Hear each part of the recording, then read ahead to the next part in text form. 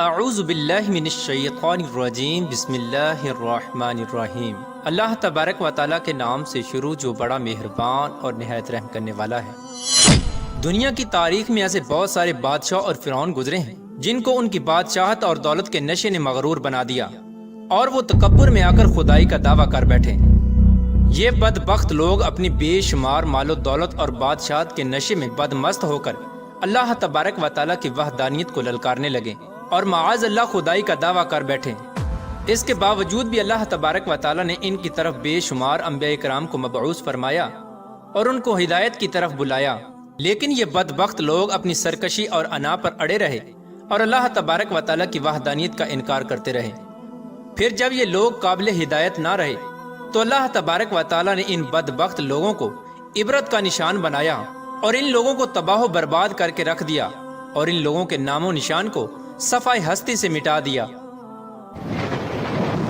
اللہ تبارک و تعالیٰ نے ان جھوٹے خدائی کے دعوے داروں کو ایسی عبرت ناک موت دی کہ آج بھی لوگ ان سے عبرت حاصل کرتے ہیں۔ پیارا دوستو، خدائی کا دعویٰ کرنے والے بدبختوں میں سے ایک بدبخت شداد بھی تھا جس نے اللہ تبارک و تعالیٰ کی وحدانیت کو للکارا اور سرکش اور نافرمان ہو گیا۔ پیارا دوستو، شداد کون تھا اور کس طرح اس نے اللہ تبارک و تعالیٰ کی نافرمانی کی اور خدائی کا دعویٰ کیا، اور کس طرح اس نے دنیا میں اپنی جنت تیار کی اور اس کی بنائی جانے والی جنت کتنے سالوں میں تیار ہوئی، اور پھر اللہ تبارک و تعالیٰ نے اس بدبخت کو کس طرح دنیا کے لیے عبرت کا نشان بنایا اور اس بدبخت کا انجام کیا ہوا، اور پھر کس طرح ملک الموت علیہ السلام نے دردناک طریقے سے اس کی روح قبض کی۔ پیارے دوستو، ان تمام تر سوالات کے جوابات قرآن و حدیث کی روشنی میں آج کی اس ویڈیو میں ہم آپ کو بتائیں گے، لہٰذا آپ سے گزارش ہے کہ ہماری اس ویڈیو کو اینڈ تک ضرور دیکھیے گا۔ پیارا دوستو، شداد اس قوم کی نسل میں سے تھا جو دنیا کے سب سے طاقتور ترین قوم تھی، جس کو قوم عاد کہا جاتا ہے۔ اس قوم کے بارے میں اللہ تبارک و تعالیٰ قرآن پاک میں ارشاد فرماتا ہے کہ ان کے جیسی قوم نہ اللہ تبارک و تعالیٰ نے ان سے پہلے پیدا کی اور نہ ہی ان کے بعد کسی قوم کو پیدا کیا۔ قوم عاد احقاف کے اندر آباد تھی۔ احقاف ایسی جگہ تھی جہاں ریت کے بہت ہی بلند و بالا ٹیلے تھے، اور احقاف کا یہ علاقہ یمن اور عمان کے درمیان بکھرا ہوا تھا۔ اس علاقے کے اندر قوم عاد 8,500 سال پہلے آباد تھی۔ اس قوم پر اللہ تبارک و تعالیٰ کا یہ خاص کرم تھا کہ اللہ تبارک و تعالیٰ نے اس قوم کو دنیا کی سب سے طاقتور قوم بنایا تھا۔ اس کے ساتھ ساتھ اللہ تبارک و تعالیٰ نے اس قوم کو سرسبز و شاداب باغات اور وافر مقدار میں کھیت عطا فرمائے تھے۔ اس قوم کے پاس بے شمار جانور تھے اور پینے کے لیے میٹھا پانی تھا۔ اس کے علاوہ بھی اللہ تبارک و تعالیٰ نے اس قوم کو بے شمار نعمتوں سے نوازا تھا۔ چنانچہ اس قدر مال و دولت اور نعمتوں کی فراوانی کی وجہ سے یہ قوم بھٹک گئی اور اللہ تبارک و تعالیٰ کی نافرمان قوم ہو گئی اور یہ باغی ہو گئے۔ ان کی ہدایت کے لیے اللہ تبارک و تعالیٰ نے حضرت ہود علیہ السلام کو ان کی طرف مبعوث فرمایا۔ حضرت ہود علیہ السلام اس قوم کو اللہ تبارک و تعالیٰ کے حکم سے تبلیغ کرنے لگے اور اللہ تبارک و تعالیٰ کی وحدانیت کی طرف بلانے لگے، لیکن یہ قوم اپنے کفر و شرک سے باز نہ آئی اور حضرت ہود علیہ السلام کا مذاق اڑانے لگی۔ شداد جو کہ اسی قوم کی نسل میں سے تھا، وہ اس قوم کا بادشاہ تھا اور یہ 2 بھائی تھے۔ روایات میں آتا ہے کہ ایک کا نام شداد تھا اور ایک کا نام شدید تھا۔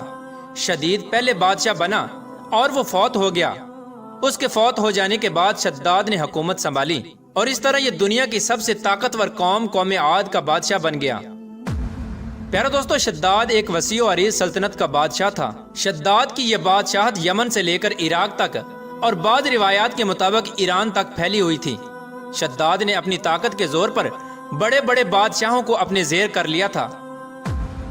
چنانچہ اس بدبخت کو حضرت ہود علیہ السلام نے سمجھانے کی بہت کوشش کی، لیکن اس کا دل بھی بند تھا۔ چنانچہ جب حضرت ہود علیہ السلام نے شداد کو اللہ تبارک و تعالیٰ کی وحدانیت کی طرف بلایا اور ایک خدا کی عبادت کرنے کا حکم دیا، تو اس وقت شداد اور حضرت ہود علیہ السلام کے درمیان ایک زبردست مکالمہ ہوا، جس کے نتیجے میں شداد نے حضرت ہود علیہ السلام سے پوچھا کہ اگر میں اللہ تبارک و تعالیٰ پر ایمان لے آؤں تو مجھے کیا حاصل ہوگا؟ تو اس وقت حضرت ہود علیہ السلام نے شداد سے فرمایا کہ تم پر جنت حلال ہو جائے گی۔ جنت کا نام سنتے ہی شداد حضرت ہود علیہ السلام سے پوچھنے لگا کہ یہ جنت کیا ہے؟ تو حضرت ہود علیہ السلام نے شداد کو جنت کا نقشہ بتایا اور جنت کی نعمتوں کے بارے میں شداد کو بتایا۔ حضرت ہود علیہ السلام کی یہ بات سن کر شداد مسکرانے لگا اور حضرت ہود علیہ السلام کو دیکھ کر کہنے لگا کہ یہ کون سی بڑی بات ہے، ایسی جنت تو میں بھی تیار کر سکتا ہوں۔ حضرت ہود علیہ السلام نے شداد کو اس کے اس کفر و شرک سے روکنے کی بہت کوشش کی، لیکن یہ بدبخت باز نہ آیا۔ چنانچہ اس وقت شداد نے اپنی سلطنت کے بہت بڑے بڑے کاریگروں کو اکٹھا کیا اور احقاف میں ارم کے مقام پر 20 کوس لمبی اور چوڑی جنت بنانے کا کام شروع کروا دیا۔ چنانچہ شداد کی تیار ہونے والی اس جنت میں سونے اور چاندی کی اینٹیں لگائی گئیں اور جواہرات بھی لٹکائے گئے۔ اس بدبخت شداد نے اپنی اس بنائی جانے والی جنت میں شہد، دودھ اور پانی کی نہریں بھی رواں کر دیں اور دنیا جہان کے خوبصورت درخت، پودے اور پھول بھی لگوا دیے اور اس جنت کو طرح طرح کے جواہرات سے مزین کر دیا۔ قوم عاد چونکہ پہلے ہی بلند و بالا پہاڑوں کو تراش کر محلات بنانے کے اندر ماہر تھی اور شداد کی سلطنت میں تو یہ فن عروج پر تھا، چنانچہ ریت کے ان بلند و بالا ٹیلوں پر بہت بڑے بڑے ستون کھڑے کر دیے گئے اور ان بلند ستونوں پر بڑی بڑی سونے اور چاندی کی عمارتیں بنا دی گئیں۔ شداد نے یہ فیصلہ کیا تھا کہ جب تک اس کی بنائی جانے والی جنت تیار نہ ہوگی اس وقت تک وہ اپنی جنت کے اندر قدم نہیں رکھے گا۔ چنانچہ شداد کے حکم کے مطابق جنت تیار ہونے لگی اور شداد اپنے محل کے اندر بے صبری کے ساتھ جنت کا کام مکمل ہونے کا انتظار کرنے لگا۔ شداد کی اس جنت کو تیار ہونے میں 12 سال لگے۔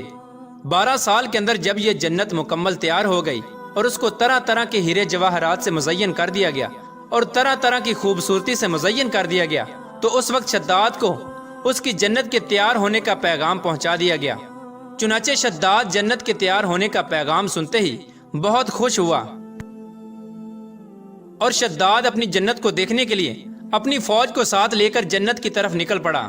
چنانچہ شداد ابھی جنت کے دروازے پر پہنچا ہی تھا کہ اس نے اپنے سامنے ایک شخص کو کھڑا دیکھا۔ شداد اس شخص کو دیکھتے ہی پہچان گیا اور اپنے حواریوں سے کہنے لگا کہ یہ شخص مجھے جنت میں داخل نہیں ہونے دے گا۔ تو اس وقت شداد کے حواریوں نے شداد سے پوچھا کہ یہ شخص کون ہے اور یہ جنت میں کیوں نہیں داخل ہونے دے گا؟